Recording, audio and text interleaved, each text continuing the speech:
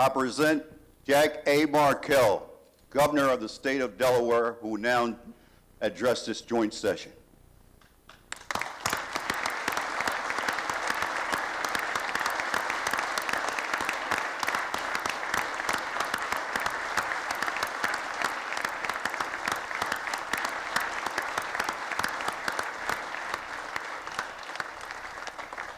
Governor, welcome to the chamber.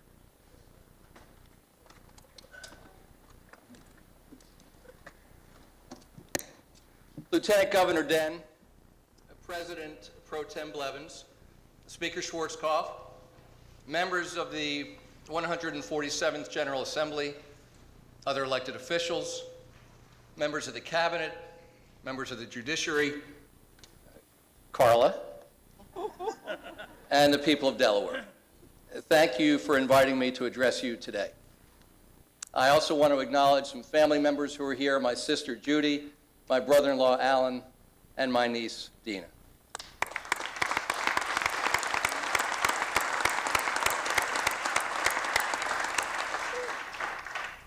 Now, I know it wasn't necessary, but I just want to assure the members of the General Assembly that Secretary Batt was ready to personally plow each of your driveways to facilitate your travel here.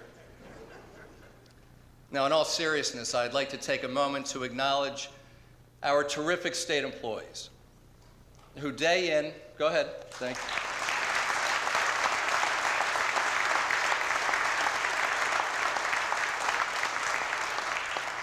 Who day in and day out provide critical services to the citizens of our state.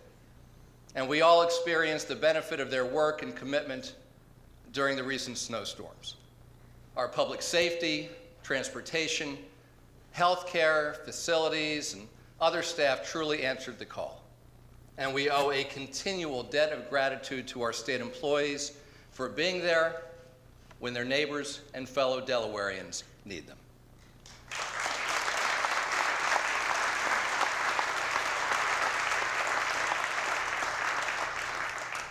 Let me also thank the members of our military, our friends from the Dover Air Force Base, all Delawareans in the armed forces, and members of the Delaware National Guard. We had more members of the Guard deployed last year than ever. And 2 of our Afghanistan veterans are with us today. And I ask you to join me in thanking Captain Brian Malloy and Chief Master Sergeant Kevin Gordon.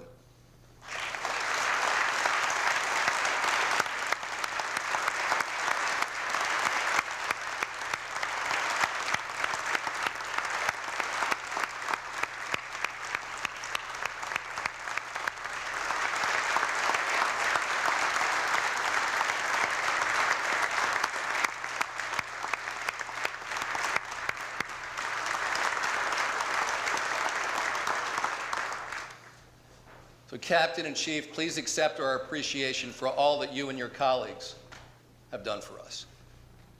In this past year, one of Delaware's own made the ultimate sacrifice. Warrant Officer Sean Mullen gave his life serving in Afghanistan. And I ask that we all pause for a moment of silence to honor his memory.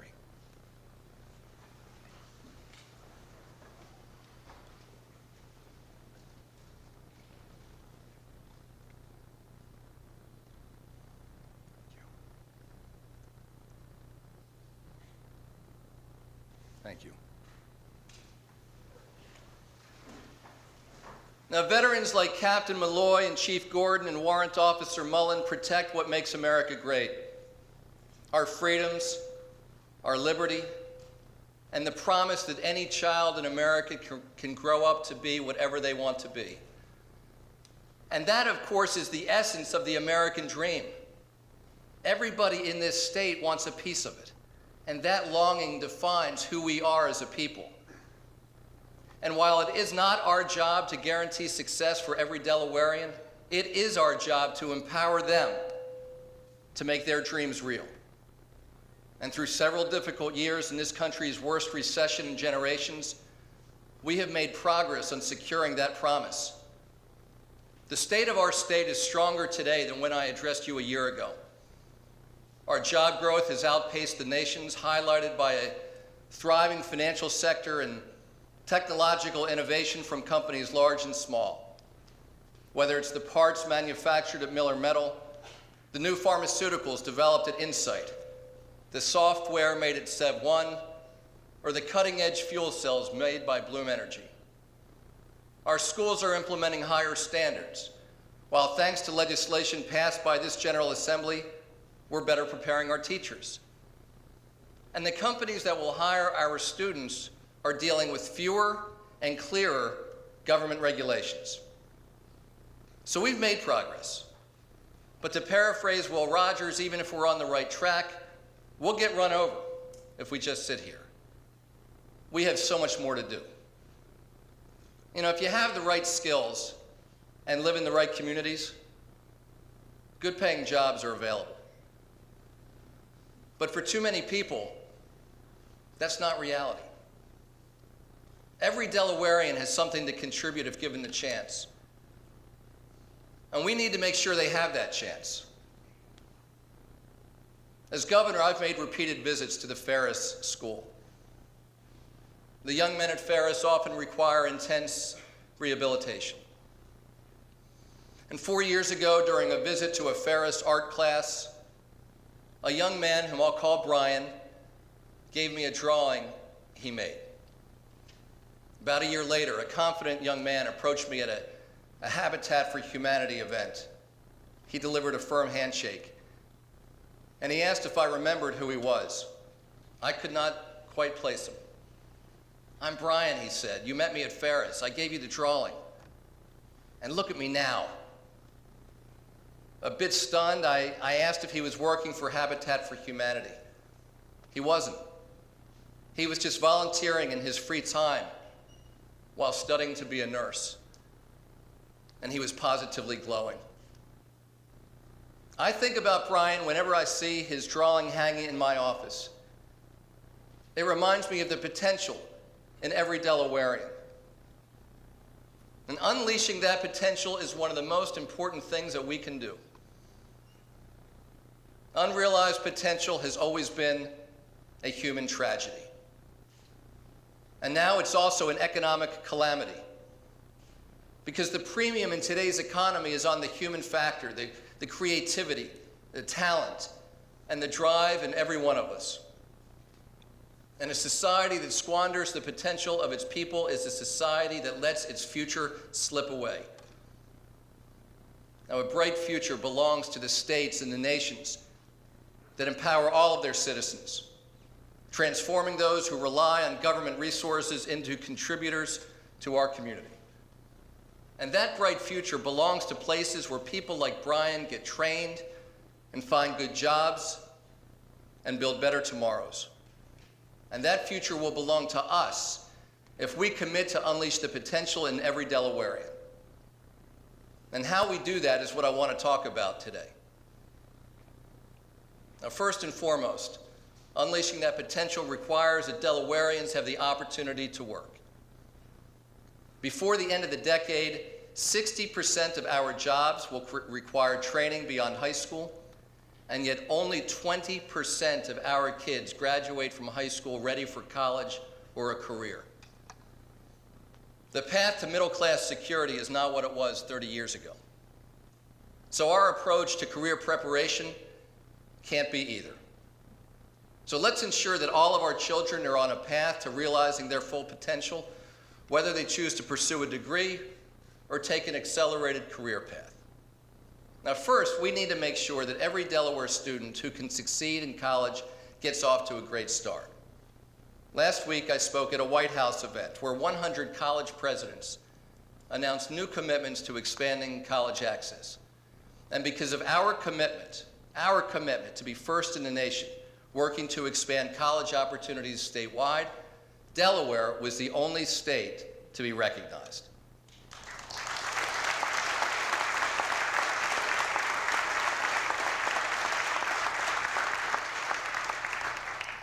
Thanks to our partnership with the College Board, we are identifying students with the potential to thrive in college, but who would likely not apply, often because of financial concerns. They've received letters from some of the nation's top colleges, including those from Delaware institutions, encouraging them to apply, waiving their application fees, and offering financial support. They are students like Afoma Benefo of Christiana High School, who was born in Nigeria to parents who never dreamed of going to college.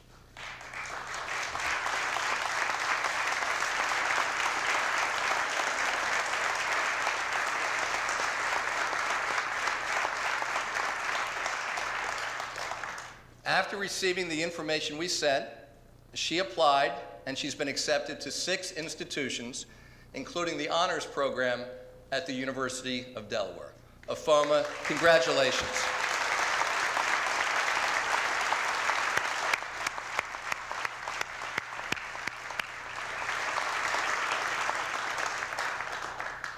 We have 1,000 students in Delaware like Afoma, who are capable of succeeding in college, but who don't attend. And we can get that number to 0.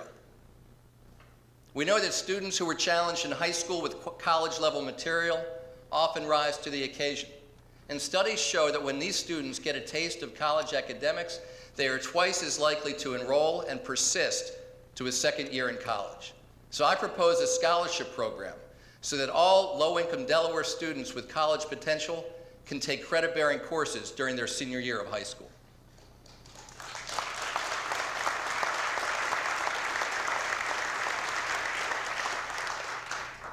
And as we send more of our students into higher education, we need to make sure that they have a roadmap from the classroom to employment, and that our major employers are working with our universities so that our youth are prepared for the workforce.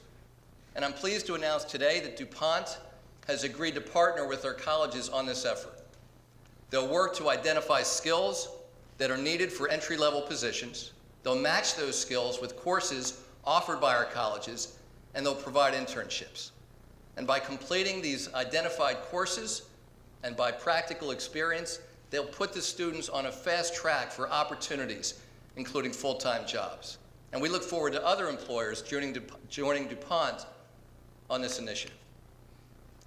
Now, let's also ensure that those students who choose an accelerated career path, one that does not involve a degree, they have to get a head start on their futures.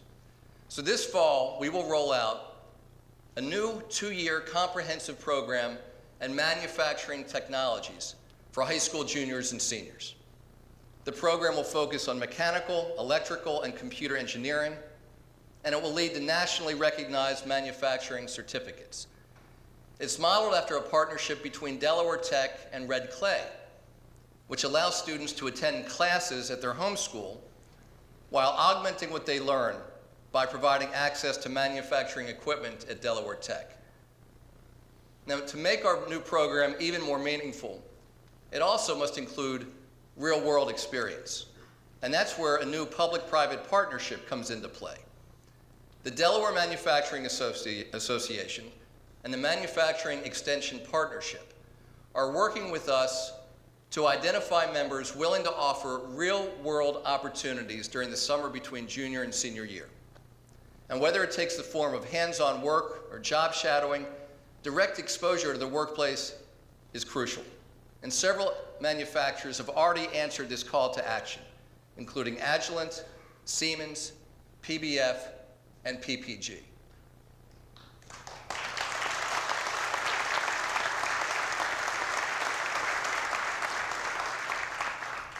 Now, matching skilled workers with available jobs is critical. And thanks to our new Job Link capability, it is easier than ever for employers to search our database for employees with the skills they need. In the last year, hundreds of employers have taken advantage of our new tools to find employees, and those inquiries led to hundreds of new hires at places such as Cabela's, Cytel, and Grayling Industries. And all of our efforts will be most successful when Delaware businesses collaborate with Delaware educational institutions. So I propose creating a competitive grant program to fund public-private partnerships between employers and our schools and colleges that will develop the skills needed by tomorrow's workforce. Now, finally, too many working Delawareans struggle to care for their families and put food on the table. And I'm glad that the General Assembly is poised to increase the minimum wage. Thank you for helping so many working Delawareans.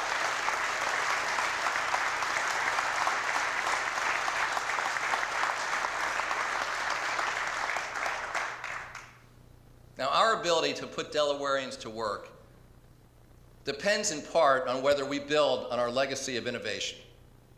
We have a rich history of invention in Delaware, and it's time to write a new chapter.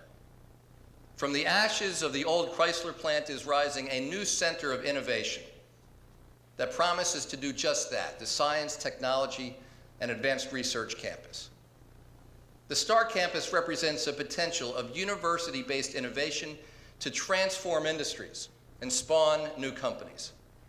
Now, academic research in Delaware contributed to the technologies that led to smartphones and tablets, work done by Nobel laureate and UD professor Richard Heck yielded chemical processes used in pharmaceuticals, energy, and electronics.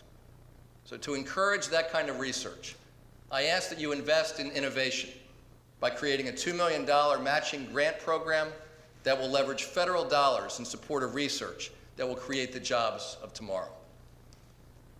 And one of the most promising areas for research that will have an impact on our economy is cybersecurity.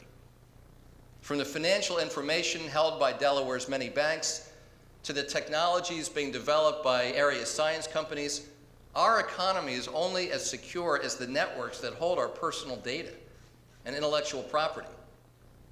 As customers of Target and many other companies know, hacking and cyber attacks represent a huge threat.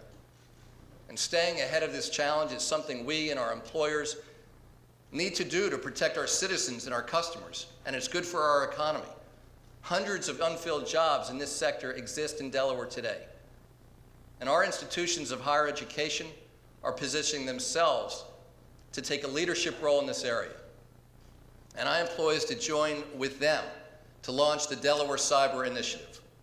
Located on the STAR campus, this initiative will be a public-private partnership between the University of Delaware, Delaware State University, Delaware Tech, and the private sector. It will feature a collaborative learning and research network dedicated to cyber innovation, and I'm proud to say that it will tap into the resources of the 166th Network Warfare Squadron of the Delaware National Guard.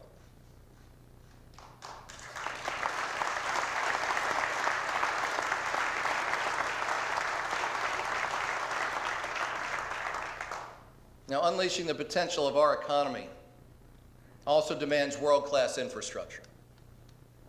The ability to move goods and services efficiently, to connect to cutting-edge information technology infrastructure, and access cleaner, cheaper, and more reliable energy is essential to every industry in our state.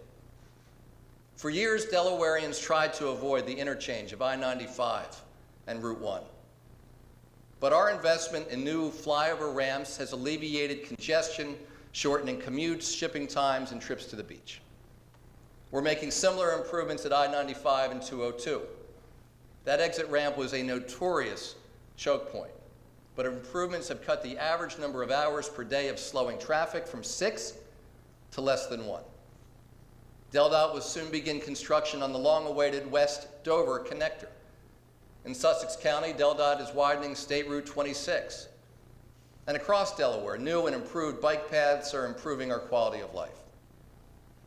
Infrastructure investments create high-paying middle-class jobs today, and they lay the foundation for future prosperity. I think it's time we stop complaining about the sorry shape of our transportation trust fund and fix the underlying issues. And I propose that we invest $1.1 billion over 5 years. That's a $500 million increase over our current financial plan.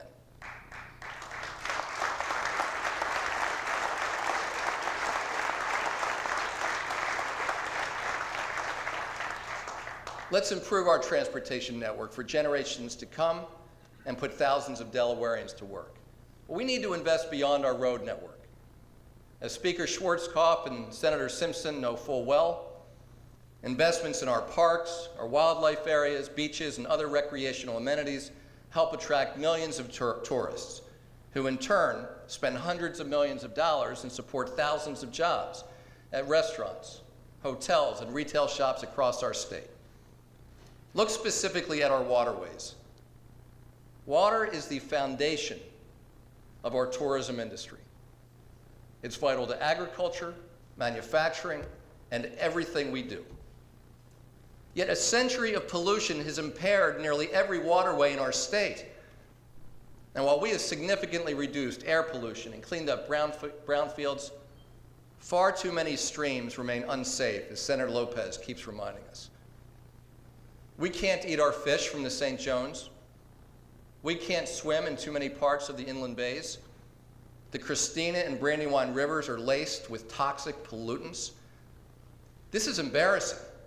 This is unacceptable, and we must change it.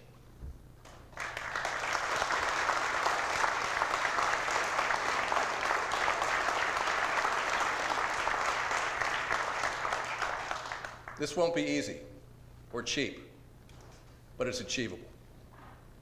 And we've got to upgrade wastewater and drinking water plants and improve stormwater infrastructure.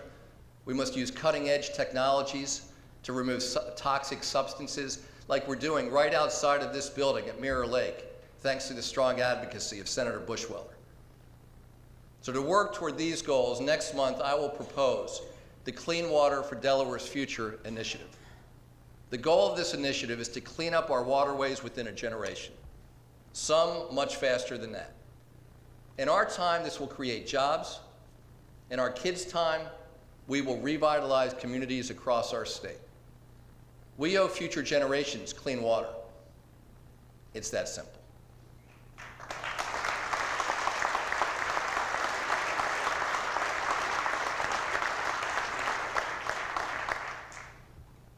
Now, we all agree that a quality education is essential for anyone seeking to unleash his or her potential. And this begins at a very early age. Teachers tell us that the #1 barrier to academic success is when kids don't come to school ready to learn. Now, 6 years ago, Senator Blevins set us on a path to improve the quality of our children's early learning experiences as the prime sponsor of the legislation that created the STARS quality rating system in Delaware.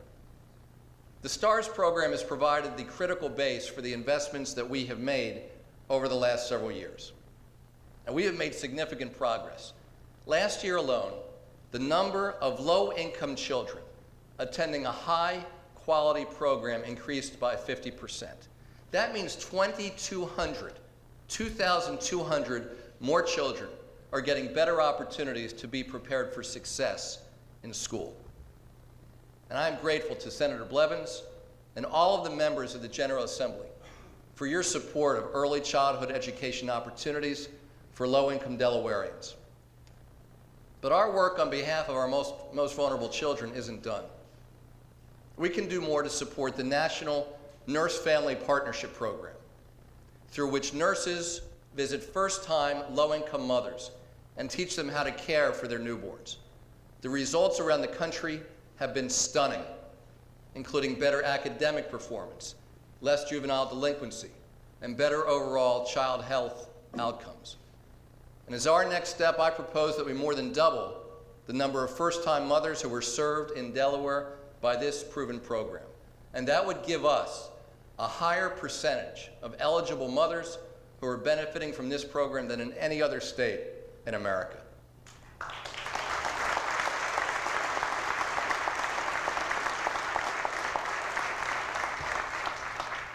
And I want to thank Lieutenant Governor Dehn for championing this proposal. We are making significant strides in our schools, thanks to this General Assembly, including Education Chairs Senator Sokola and Representative Scott, and thanks to so many talented educators across our state. The World Language Immersion programs that you funded now have 850 students in 10 schools, spending half their school days learning in either Chinese or Spanish. And the parents of those students have been thrilled with the results, telling us that these programs have enriched their children's education. Our professional learning communities and implementation of higher standards are producing positive results. And 2/3 of our educators say their improved professional development is having a positive impact in their classrooms. We are particularly focused on supporting our teachers of science, technology, engineering, and math. Many jobs of the future will be in these STEM fields, but we have trouble recruiting and retaining talented STEM teachers who have more lucrative options. So today I'm delighted to announce that this fall, the Delaware STEM Council, in partnership with Ashland, will be giving awards to support our best STEM teachers so they can share effective teaching strategies.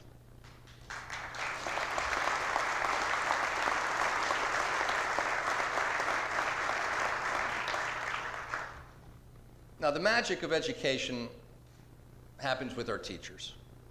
It doesn't happen in Legislative Hall or in my office.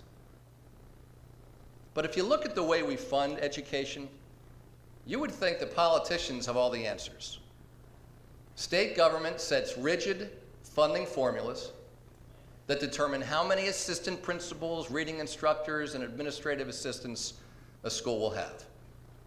In fact, we have one of the most rigid funding systems in the country. And this leaves little room for school leaders, those who know our students best, to innovate, create a vision, and pursue it. It's time to give these school leaders more flexibility to make a difference in our kids' education. Starting in a handful of districts, I propose that we give school leaders the ability to spend some portion of their state resources in implementing their own school improvement plans. We should track their choices, measure the results, and see how we can best provide greater flexibility to more schools. And I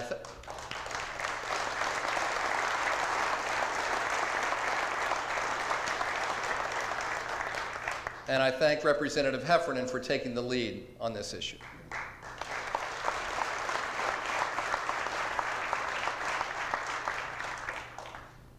Now, unleashing every student's potential also demands that we make it more attractive for our best teachers to continue to do what they love, which is teach. And since last year, my administration has been listening to educators about how we might set up a compensation system that attracts and retains great teachers. Our best teachers deserve a path to receive additional compensation for pursuing leadership opportunities while remaining in the classroom. And we also must recognize that our starting salaries are not competitive with our neighbors. I want to thank the Delaware State Education Association and the teachers who are working with us on an improved approach to educator compensation. We're pleased with the progress we've made, but there is still more work to do. And I hope that we'll be in a position to introduce legislation this spring.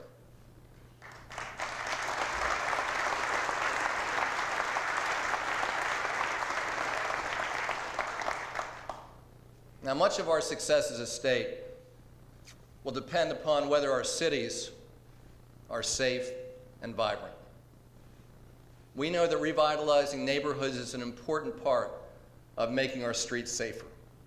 And we can replicate the success that other communities have had in strengthening neighborhoods, while also harnessing the attraction that vibrant downtowns hold for talented young people and innovative small businesses. So to do so, I propose that we create downtown development districts, a small number of designated areas in our cities that will qualify for development incentives and a host of other benefits in housing and transportation. Builders looking to make investments in these districts would receive grants for a percentage of their investment.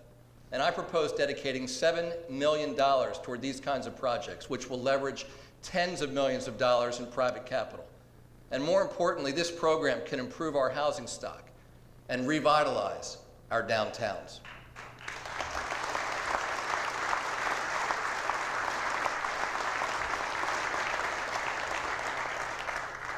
Now, making our downtowns more vibrant and safer must start with Wilmington.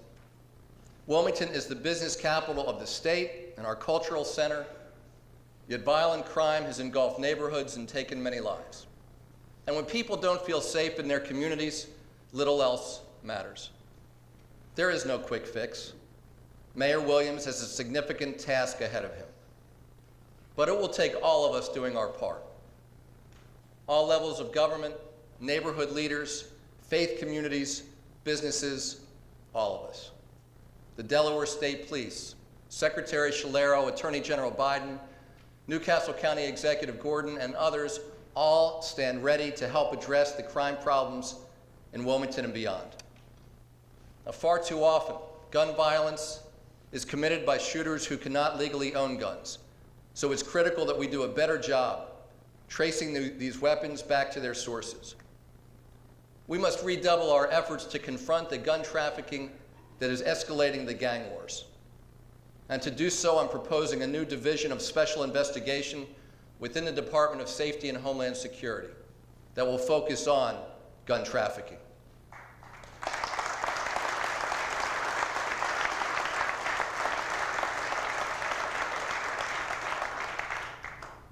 At the same time, we must place as much focus on addressing the causes of crime. So much crime is committed by people with substance abuse problems. 71% of men arrested in 10 U.S. cities in 2011 tested positive for an illegal substance. And too often our solution is to simply throw the drug user in prison, but many of these individuals need treatment more than a prison guard. For many addicts, it's possible to deal with their disease successfully and to go on to live happy and productive lives.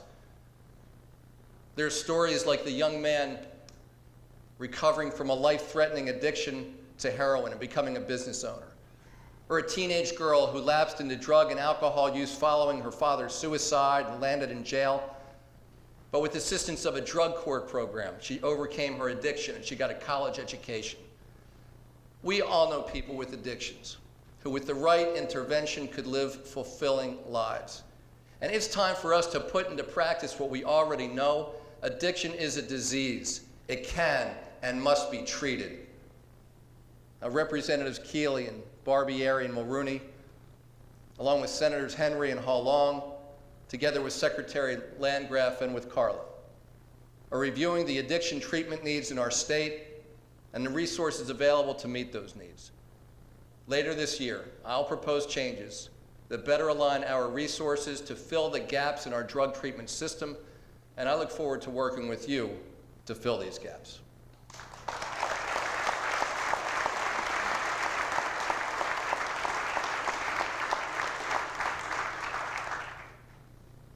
And we can't meet the potential of our great state and our great country if we give up on a great number of our people. Today, America incarcerates more than 2 million people, and each year we release more than 700,000 inmates. 25 years ago, the total number of people incarcerated was 700,000. For released inmates, their criminal record makes it difficult to be productive members of society. There are those who belong behind bars, and it is worth every penny that we spend to keep them there. But when a person has served their time, it's up to them and to us to make sure that they transition effectively, achieve their potential, and contribute to society. Now, in 2009, with the leadership of Secretary McMahon and Director Benatti, we began our I-ADAPT initiative to help offenders prepare for their eventual release by giving them some of what they need to return to our communities: identification, access to medical care, a transition plan, job training opportunities. And 5 years of experience has taught us that those little things make a big difference. But for many offenders, there's one thing we can't give them: a driver's license. Many offenders guilty of drug offenses are denied a driver's license, regardless of whether their crime had anything to do with the car. And this penalty is just one more punishment that prevents them from seeking employment and accessing job training. This should change, and I ask you to eliminate the arbitrary loss of a driver's license for crimes that have nothing to do with automobiles.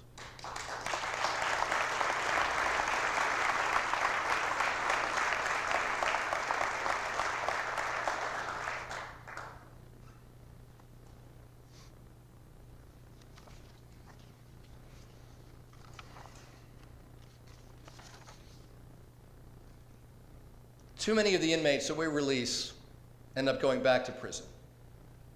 And one of the best predictors of whether a person will commit another crime is whether they have a job. So if we know that employing ex-offenders helps make our communities safer, why are we putting so many hurdles in the way of job opportunities for ex-offenders? And we need to start by looking at employment discrimination against people who have repaid their debt to society. Here's an example. If there is one employer in Delaware that should be able to decide whether hiring an ex-offender makes sense, it's the Department of Correction. But the department is prohibited from hiring anyone with a felony record, even on a part-time basis.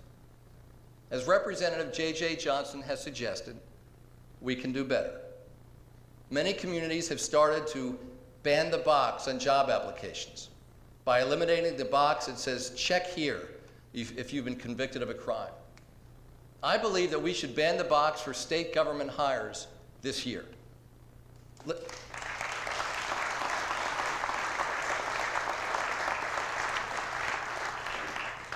Let's stop denying ex-offenders their first interview. And let's be a model for the private sector, because marginalizing ex-offenders helps none of us. Now, Delaware's incarceration rate is higher than the national average in a country whose average is higher than the rest of the world's. That is not a point of pride. It's incredibly expensive, and it has not worked. We lock up too many people for not making bail and not appearing at hearings. 40% of the women incarcerated at Baylor are pretrial detainees, many charged with non-violent offenses. And based on guidance from Commissioner Koop, I propose that we pilot in the city of Wilmington a program of pretrial community supervision for nonviolent offenders.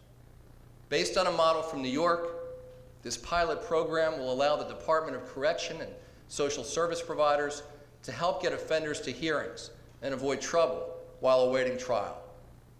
By supervising some offenders, we can keep them out of prison in the first place and link them with services to address addictions or mental health concerns in the community, and not a prison cell. And in addition to filling our prisons with pretrial detainees, we also impose longer sentences than other states do. And one reason is that we are the only state in the country that forces our judges, without exception, to impose consecutive rather than concurrent sentences for multiple offenses. That has not made us any safer, and it contributes to overcrowding in our prisons. And I ask you to join me in giving judges greater discretion when it comes to concurrent and consecutive sentencing.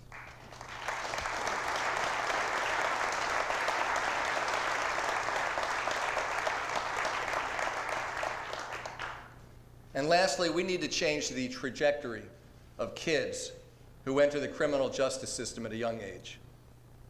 Many of these kids are bright and full of potential.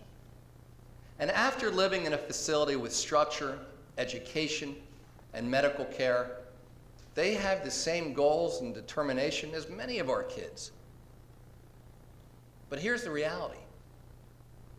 As well as those kids do while they're in a secure facility, when they leave our care, they often return to the same exact circumstances that led them to us in the first place. Only now they're returning with the burden of a juvenile record. Many of them will not complete their education. Of 184 kids in custody at our Falkland Road campus last year, only 11 were back in traditional schools 6 months later. Many of these kids drop out, or they're expelled, or they are reincarcerated. This is our failure, because we have seen the progress that many of them make while under our care. And we must do better when they transition away from our facilities. So I'm asking you to fund community-based advocates to work with these families and kids after they leave the custody of the kids department. A 15-year-old doesn't know how to access mental health services or to re-enroll in school and get on a path to success. But these advocates can make that happen. And we also need to break the cycle of incarceration by getting these kids back into school. And I'm asking Secretary Ranji to lead a task force focused on how to get these children into an educational environment that is sensitive to their unique challenges and experiences. Now, one of my favorite parts about being governor is that I get to meet Delawareans from every walk of life. The budding entrepreneur, the ex-con trying to get back on his feet, the first-generation college student, the third-generation farmer, the excited new mother, the hopeful immigrant. And you know what? We all really want the same thing. We want to give life our very best shot. We want to make the most of the talents that God has given us. Much has been written in recent months about inequality in America, about a lack of economic mobility, declining incomes for working families and a shrinking middle class, about a lack of opportunity for people born into difficult circumstances or who make a poor decision early in life. The very promise of America, the essence of the American dream, is that while we are not guaranteed equal outcomes, we are guaranteed equal opportunities to achieve our potential. And that's why in recent years we focused so much on strengthening our schools, creating good-paying jobs, and enhancing our quality of life. That's why, with the help of Representative Melanie Smith and Senator Greg Lavelle, we passed the Justice Reinvestment Act to rehabilitate and not just incarcerate. It's why we passed new laws to make it clear that Delaware is a welcoming state no matter whom you love.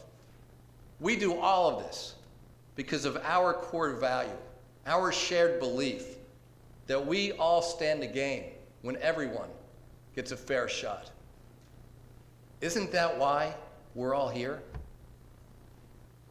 Years from now, after the roads have been built, after today's kindergartners have retired from jobs that we helped create, after our cities thrive and our waters run clean, the people of Delaware may not remember us by name or know about the laws we passed or the bills that we debated. But in the end, that's not what's important. What they will know is that we were here for them and that our focus was to unleash the potential of every Delawarean now and help ensure that future generations will be able to go further than we could ever have dreamed. And I know we have the resolve to do our part to realize the promise of our great state of Delaware. Thank you, God bless you, and all the people of Delaware.